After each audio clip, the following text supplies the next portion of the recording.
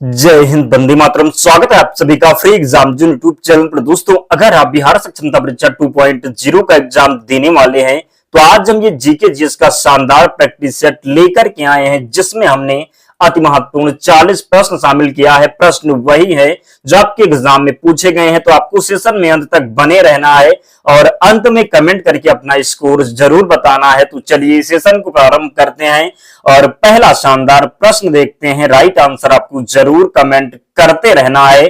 टिहरी बांध किन नदियों के संगम पर स्थित है? चार ऑप्शन आपके सामने है। राइट आंसर आपको कमेंट करके जरूर बताना है।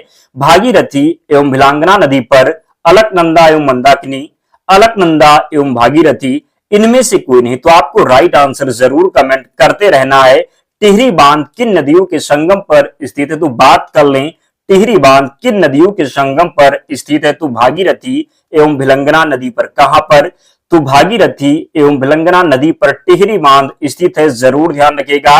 आपसे पूछा जाता है टिहरी बांध किस राज्य में है? तो ध्यान रखिएगा उत्तराखंड में। कहां पर?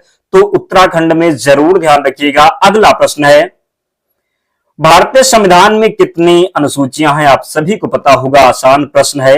8 अनुसूचियां, 10 अनुसूचियां, 12 अनुसूचियां या फिर 15 अनुसूचियां। तो बात कर लें भारतीय संविधान में कितनी अनुसूचियां हैं। जब आपसे प्रश्न पूछा जाए कि भारतीय संविधान में कितनी अनुसूचियां हैं, तो वर्तमान में 12 अनुसूचियां। कितनी? तो वर्तमान में 12 अनुसूचियां हैं। लेकिन पूछ लिया जाए मूल संविधान में कितनी अनुसूचियां थी, तो केवल 8 अनुसूचियां थी। कितनी थी? तो मूल संविधान में केवल 8 अनुसूचियां थी, लेकिन वर्तमान में बढ़ करके 12 अनुसूचियां हो गई हैं। ध्यान रखना है, गलती बिल्कुल भी नहीं करना है। अगला प्रश्न है, जैव विविधता दिवस कब मनाया जाता है? 22 मई, 27 मई, 28 मई या फिर 20 मई? जबरदस्त प्रश्न है दोस्तों। प्रश्न पूछा गया है और कई बार पूछा गया है, तो जरूर ध्यान रखना है। जैव विविधता दिवस कब मनाया जाता है? तो 22 मई को। कब? तो 22 मई को जैव विविधता दिवस मनाया जाता है। 22 का आंकड़ा जरूर ध्यान रखिएगा। बात करें 22 मार्च की, क्या? तो 22 मार्च को मनाया जाता है क्या? तो जल दिवस। क्या? तो जल दिवस 22 मार्च को। यहां पर 22 अप्रैल की बात कर लें तो पृथ्वी दिवस। क्या? तो 22 अप्रैल को पृथ्वी दिवस और 22 मई को जैव विविधता दिवस। तो 22 का आंकड़ा जरूर ध्यान रखना है, गलती नहीं करना है। 22 मार्च को जल दिवस। फिर बात कर लें, 22 मार्च को जल दिवस, 22 अप्रैल को पृथ्वी दिवस और 22 मई को जैव विविधता दिवस। ध्यान रखिएगा, गलती नहीं करना है। अगला प्रश्न है, महात्मा गांधी राष्ट्रीय ग्रामीण रोजगार गारंटी अधिनियम कब पारित हुआ? बताना है आपको। 2007, 2010, 2005 और 2009। तो बताना है महात्मा गांधी राष्ट्रीय ग्रामीण रोजगार गारंटी अधिनियम कब पारित हुआ? तो इसका जो राइट आंसर हो जाएगा 2005 में। कब? तो 2005 में महात्मा गांधी राष्ट्रीय ग्रामीण रोजगार गारंटी अधिनियम पारित हुआ। ध्यान रखिएगा, गलती बिल्कुल भी नहीं करना है। अगला प्रश्न है, अंतरराष्ट्रीय योग दिवस कब मनाया जाता है? 1 मई, 21 मई, 21 जून या फिर 21 जुलाई? तो आसान है, सभी को पता है। अंतरराष्ट्रीय योग दिवस मनाया जाता है 21 जून से। कब से मनाया जा रहा है? तो 2015 से। जरूर ध्यान रखिएगा। अगला प्रश्न है, बिहार विधानमंडल के कितने अंग हैं? 1, 2, 3, 4 या बात कर लें बिहार विधानमंडल के कितने अंग हैं? तो 3 अंग हैं। ध्यान रखना है। अगला प्रश्न है, बिहार विधानसभा के प्रथम उपाध्यक्ष कौन थे? श्री राम दयाल सिंह, श्री अब्दुल बारी, श्री देव शरण सिंह या फिर श्री बीपी मंडल? तो बताना है आपको, बिहार विधानसभा के प्रथम उपाध्यक्ष कौन थे? तो श्री अब्दुल वारी। कौन? तो श्री अब्दुल वारी थे बिहार विधानसभा की प्रथम उपाध्यक्ष। ध्यान रखना है, गलती नहीं करना है। नेक्स्ट, महात्मा गांधी द्वारा भारतीय राष्ट्रीय कांग्रेस के कितने अधिवेशन का सभापतित्व जो है किया गया? कह सकते हैं कितने अधिवेशन की अध्यक्षता महात्मा गांधी ने की? किसकी? तो कांग्रेस की। बात कर लें महात्मा गांधी की, तो महात्मा गांधी ने केवल एक जो है अधिवेशन की अध्यक्षता महात्मा गांधी ने की थी। पूछा जाए कब की थी? तो 1924 में। कब? तो 1924 में बेलगांव अधिवेशन की जो अध्यक्षता की थी ये महात्मा गांधी ने की थी। तो फर्स्ट ऑप्शन यहां पर राइट हो जाएगा। पूछा जाता है, कई बार प्रश्न रिपीट हुआ है, महात्मा गांधी द्वारा भारतीय राष्ट्रीय कांग्रेस की कितने अधिवेशन का सभापतित्व किया गया? तो एक। कब किया गया? तो 1924 में। बेलगांव अधिवेशन, बेलगांव कहां पड़ता है? तो कर्नाटक में, ध्यान रखना है। अगला प्रश्न है, और जिन प्यारे दोस्तों ने अब तक वीडियो को लाइक नहीं किया है, प्लीज आप सभी से विनम्र निवेदन है, वीडियो को जरूर लाइक कर दें, क्योंकि हम आपके लिए वही प्रश्न लेकर के आएंगे जो आपके एग्जाम के लिए मोस्ट इंपॉर्टेंट है। निश्चित है प्रश्न यहां से बनेगा, और बनेगा तो अगर आपने देखा होगा तो निश्चित ही सही करके आएंगे। तो प्लीज विनम्र निवेदन, अगर हम आपके लिए इतनी मेहनत करते हैं तो आप लोग भी हमारा सपोर्ट जरूर करें, वीडियो को लाइक करें, चैनल को सब्सक्राइब करके हमारे साथ जुड़ जाएं। और आप हमारे चैनल पर जाकर के देख सकते हैं जो आपका एग्जाम हुआ था सक्षमता परीक्षा 1.0, उसमें जो भी प्रश्न पूछे गए थे एक वीडियो में हमने सभी को कवर करवा दिया है। तो आप लोग जाकर के वहां से उन प्रश्नों को देख लेना, आपको बहुत लाभ होगा। निम्नलिखित में से किस वर्ष में भारतीय राष्ट्रीय कांग्रेस की स्थापना हुई? 1880, 1851, 1850 या फिर 1885? तो 1885 में भारतीय जो राष्ट्रीय कांग्रेस की स्थापना हुई। ध्यान रखना किसके द्वारा? तो ए वो हुम के द्वारा, जरूर ध्यान रखें। नेक्स्ट, सौर मंडल का सबसे चमकीला ग्रह कौन सा है? शुक्र, बुध, यूरेनस या फिर शनि? तो बात करें सौर मंडल का सबसे चमकीला ग्रह कौन सा हो जाएगा? तो शुक्र है। कौन सा? तो शुक्र जो है ये सौर मंडल का सबसे चमकीला ग्रह है। ध्यान रखिएगा, गलती बिल्कुल भी नहीं करना है, प्रश्न बनेगा एग्जाम में और बनेगा तो आप सही करके आएंगे। अगला प्रश्न है, बहुत शानदार दोस्तों, प्रतिवर्ष दुनिया भर में विश्व खाद्य सुरक्षा दिवस किस तारीख को मनाया जाता है? 3 जून, 5 जून, 7 जून या फिर 8 जून? तो प्रतिवर्ष दुनिया भर में विश्व खाद्य सुरक्षा दिवस मनाया जाता है 7 जून को। कब? तो 7 जून को। ध्यान रखिएगा, गलती नहीं करना है। अगला प्रश्न है, कौन सा राज्य भारत का पहला पूर्ण ई शासित राज्य बना? केरल, पंजाब, राजस्थान या फिर उत्तर प्रदेश? तो केरल बना। कौन सा? तो केरल बना। नेक्स्ट, खिलजी वंश का प्रथम शासक कौन था? कह सकते हैं खिलजी वंश का प्रथम शासक, या फिर खिलजी वंश की स्थापना किसने की थी? जलालुद्दीन खिलजी, रजिया सुल्तान, अलाउद्दीन खिलजी या फिर मुबारक शाह खिलजी? तो खिलजी वंश का प्रथम शासक था जलालुद्दीन खिलजी। कौन? तो जलालुद्दीन खिलजी था खिलजी वंश का प्रथम शासक। ध्यान रखिएगा, गलती नहीं करना। तो कौन हो जाएगा? तो जलालुद्दीन खिलजी इसका राइट आंसर है, जरूर ध्यान रखें। नेक्स्ट, सिंधु घाटी लिपि की सूचना स्रोत कहां से प्राप्त होती है? मूर्तियों से, खिलौने से, मोहरों से या फिर इनमें से कोई नहीं? तो सिंधु घाटी लिपि की सूचना स्रोत कहां से प्राप्त होती है? तो मोहरों से। कहां से?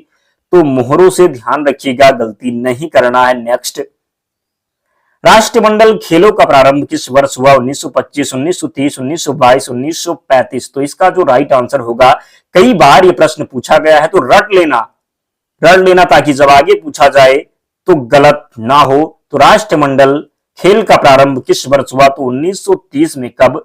तो 1930 में राष्ट्रमंडल खेलों का प्रारंभ हुआ। ध्यान रखिएगा। नेक्स्ट, हड़प नीति किस गवर्नर ने अपनाई? डलहौजी, डफरिन, लैंसडाउन या फिर इनमें से कोई नहीं? तो हड़प नीति अपनाई थी किसने? तो डलहौजी ने। किसने? तो डलहौजी ने हड़प नीति अपनाई थी। डलहौजी के कार्यकाल में ही भारत में ट्रेन प्रारंभ हुई। ध्यान रखिएगा। नेक्स्ट, गदर पार्टी की स्थापना कब और कहां हुई? 1913 अमेरिका में, 1917 इंग्लैंड में, 1917 अमेरिका में या फिर 1913 इंग्लैंड में? पूछा जाता है प्रश्न, गदर पार्टी की स्थापना कब और कहां हुई? तो 1913 में अमेरिका की सैन फ्रांसिस्को में। कहां पर? तो 1913 में अमेरिका के सैन फ्रांसिस्को में जो है गदर पार्टी की स्थापना हुई। पूछा जाता है किसने की गदर पार्टी की स्थापना? तो लाला हरदयाल ने। किसने? तो लाला हरदयाल और सोहन सिंह भाखड़ा के द्वारा जो है गदर पार्टी की स्थापना की। तो सोहन सिंह भाखड़ा और लाला हरदयाल के द्वारा जो है गदर पार्टी की स्थापना हुई। ध्यान रखिएगा, गलती नहीं करना है। नेक्स्ट, निम्न में से कौन सा विश्व का सबसे बड़ा उष्ण मरुस्थल है? अटाकामा मरुस्थल, सहारा मरुस्थल, थार, गोबी? थार की बात करें तो एक जो मरुस्थल है केवल भारत में है। निम्नलिखित में से पूछा गया है कि विश्व का सबसे बड़ा उष्ण मरुस्थल कौन सा है? तो सहारा इसका सही उत्तर है। कौन सा हो जाएगा? तो सहारा जो है ये विश्व का सबसे बड़ा उष्ण मरुस्थल है। ध्यान रखिएगा, नजर बना के रखना है सभी प्रश्नों पर ताकि प्रश्न बने एग्जाम में तो आपको कंफ्यूजन ना हो। माइंड में कंफ्यूजन ना क्रिएट हो, इसलिए पूरे ध्यान से देखना है, पूरा कंसंट्रेशन बना के रखना है। अगर आप निरंतर मेहनत करते हैं, डेली प्रैक्टिस सेशन से जुड़ते हैं, तो एग्जाम कुछ नहीं आपके लिए। एग्जाम में आसान प्रश्न मिलेंगे, यहां से निश्चित ही आसान प्रश्न मिलेंगे, मैक्सिमम स्कोर आप करके आएंगे। तो आपको कोताही नहीं बरतनी है, सभी प्रश्नों को पूरे ध्यान से देखना है। अगला प्रश्न है, भारत में कितने जैव विविधता हॉटस्पॉट मौजूद हैं? 1, 2, 3 या फिर 4। तो भारत में कितने जैव विविधता हॉटस्पॉट मौजूद हैं? तो बात करें कितने, तो 4। कितने? तो भारत में कितने जैव विविधता हॉटस्पॉट मौजूद हैं? तो 4 इसका राइट आंसर है। सभी को ध्यान रखना है, कोई भी गलत नहीं करेगा। अगला प्रश्न है, फुटबॉल टूर्नामेंट संतोष ट्रॉफी 2023 का खिताब किसने जीता है? कर्नाटक, मेघालय, केरल या फिर महाराष्ट्र। तो बात करें फुटबॉल टूर्नामेंट संतोष ट्रॉफी 2023 का खिताब किसने जीता? तो इसका जो सही उत्तर हो जाएगा कौन सा? कर्नाटक को किसने जीता? तो कर्नाटक ने जीता। जरूर ध्यान रखिएगा। 21 नंबर है। भारत में कौन सा राज्य सर्वाधिक अभ्रक उत्पादन करता है? बिहार, झारखंड, आंध्र प्रदेश या फिर राजस्थान। बात कर लें, जब अभ्रक की बात होगी तो आंध्र प्रदेश टॉप पर होगा। क्या? तो जब अभ्रक की बात होगी तो आंध्र प्रदेश टॉप पर होगा। ध्यान रखिएगा, गलती नहीं करना है। पूछा जाता है क्षेत्रफल की दृष्टि से सबसे बड़ा राज्य कौन सा है? तो राजस्थान है। जनसंख्या से पूछा जाए तो यूपी लगा देना। अगला प्रश्न है, निम्न में से किस राज्य में जनसंख्या का सबसे विरल बसाव पाया जाता है? कह सकते हैं जनसंख्या घनत्व सबसे कम जो है किस राज्य का है? तो बताना है। मेघालय दिया हुआ, अरुणाचल प्रदेश है, सिक्किम है, मणिपुर है। तो अरुणाचल प्रदेश जो इसका राइट आंसर हो जाएगा। प्रति वर्ग केवल 17 व्यक्ति रहते हैं। ध्यान रखिएगा, निम्नलिखित में से किस राज्य में जनसंख्या का जो घनत्व है सबसे अधिक है, सबसे कम है? तो अरुणाचल प्रदेश में। यहीं पर अगर प्रश्न पूछ लिया जाता है कि सबसे अधिक जनसंख्या घनत्व जो है किस राज्य का है, तो अपना बिहार है। इनमें तो अपना बिहार आगे ही है। इसमें तो बिहार में जो जनसंख्या घनत्व है सबसे ज्यादा, एक के ऊपर एक। ध्यान रखना है। अगला प्रश्न है, तक्षशिला का प्राचीन शहर किन नदियों के बीच स्थित है? रावी और व्यास, चिनाब और रावी, सिंधु और झेलम या फिर इनमें से कोई नहीं। तो बात करें तक्षशिला का प्राचीन शहर किन नदियों के बीच स्थित है? सिंधु और झेलम। किसके बीच? तो सिंधु और झेलम के बीच। ध्यान रखिएगा। अगला प्रश्न है, महात्मा बुद्ध किस वंश से संबंधित थे? मौर्य, कुरु, शाक्य या फिर इनमें से कोई नहीं। तो महात्मा बुद्ध जो थे ये शाक्य वंश से संबंधित थे। महात्मा बुद्ध अगर आए हैं प्रश्न में तो इनके बारे में और जान लीजिए। महात्मा बुद्ध का जन्म पूछा जाता है तो लुम्बिनी में हुआ था। कहां पर? तो लुम्बिनी में हुआ था। लुम्बिनी वर्तमान में कहां पर है? तो नेपाल में है। ध्यान रखिएगा। सबसे ज्यादा उपदेश जो है महात्मा बुद्ध ने कहां दिया था, ये भी प्रश्न पूछा जाता है। तो श्रावस्ती में। कहां पर? तो श्रावस्ती में सबसे ज्यादा उपदेश दिया था। बात कर लें महात्मा गांधी की मृत्यु कहां पर हुई थी? महापरिनिर्वाण जिसको बोला जाता, तो कुशीनगर में। कहां पर? तो कुशीनगर में। ज्ञान कहां प्राप्त हुआ था? तो बोध गया में प्राप्त हुआ था। जरूर ध्यान रखें, गलती नहीं करना है। कितने वर्ष में जो है घर छोड़ दिए थे? तो 29 वर्ष में। ध्यान रखना है, आपको पूरी तरीके से सभी प्रश्न को देखना है। अगला प्रश्न है, सिख गुरु तेग बहादुर को किसने मृत्यु दंड दिया था? अकबर, शाहजहां, औरंगजेब या फिर हुमायूं। तो ये औरंगजेब था। कौन था? तो औरंगजेब था। सिख गुरु तेग बहादुर को किसने मृत्यु दंड दिया था? तो औरंगजेब ने। किसने?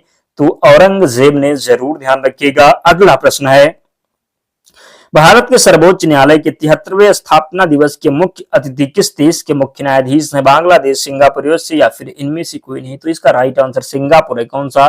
तो सिंगापुर हो जाएगा। अगला प्रश्न है, राष्ट्रीय आपदा प्रबंधन अधिनियम किस वर्ष का है? 2001, 2005, 2010 या फिर 2020। तो बात करें राष्ट्रीय आपदा प्रबंधन अधिनियम किस वर्ष का है? तो 2005 का। किसका है? तो राष्ट्रीय आपदा प्रबंधन अधिनियम जो है ये 2005 का है। कब का है? तो 2005 का है। जरूर ध्यान रखिएगा, गलती नहीं करना है। नेक्स्ट, निम्नलिखित में से किस एक नगर में कभी भी सूर्य किरण ऊर्ध्वाधर नहीं प्राप्त होगी? श्रीनगर, मुंबई, कोलकाता या फिर पटना। तो श्रीनगर में। निम्नलिखित में से किस एक नगर में कभी भी सूर्य किरण ऊर्ध्वाधर नहीं प्राप्त होंगी? तो श्रीनगर इसका राइट आंसर है। सभी को ध्यान रखना है। क्वेश्चन नंबर 29 है, इनमें सर्वाधिक महत्वपूर्ण सिंचाई साधन कौन सा है? तालाब, कुआं एवं नलकूप या फिर नहर। तो बात करें इनमें से सर्वाधिक महत्वपूर्ण सिंचाई साधन कौन सा है? तो कुआं एवं नलकूप हो जाएगा। क्या? तो कुआं एवं नलकूप इसका सही उत्तर है। जरूर ध्यान रखें। नेक्स्ट, जो है पूंजी उत्पादन का कैसा साधन है, पूछा गया प्रश्न है कि पूंजी उत्पादन का कैसा साधन है, सक्रिय है, निष्क्रिय है, अक्षम है या फिर नैसर्गिक है। तो जो है निष्क्रिय है, क्या है, तो पूंजी उत्पादन का कैसा साधन है, तो निष्क्रिय है, ध्यान रखिएगा।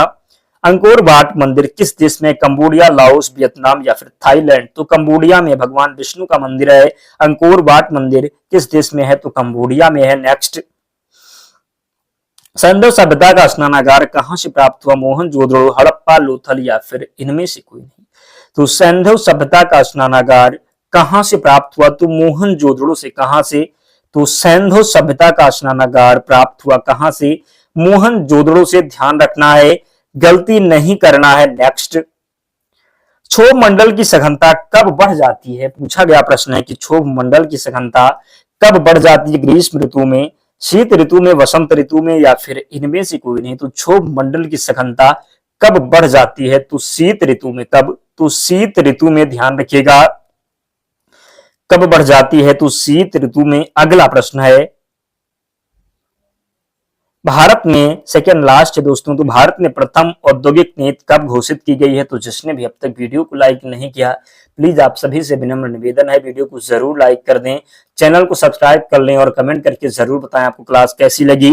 भारत में प्रथम औद्योगिक नीति कब घोषित की गई, 1938, 1958, 1948 या फिर 1956 में। तो कब, 1948 में भारत में प्रथम औद्योगिक नीति कब घोषित की गई, तो 1948 में। नेक्स्ट, सिंधु घाटी का उद्गम स्थल कहाँ है, रोहतांग दर्रा, शेषनाग झील, मानसरोवर झील या फिर जास्कर श्रेणी। तो सिंधु घाटी का उद्गम स्थल कहाँ है, तो मानसरोवर झील में। कहां पर, तो सिंधु घाटी का उद्गम स्थल कहाँ है, तो मानसरोवर झील इसका राइट आंसर है। ध्यान रखिएगा दोस्तों, 35 प्रश्न है, तो आप लोग कमेंट करके बताएं कि कितना स्कोर आपका बना, कितना प्रश्न आप सही कर पा रहे।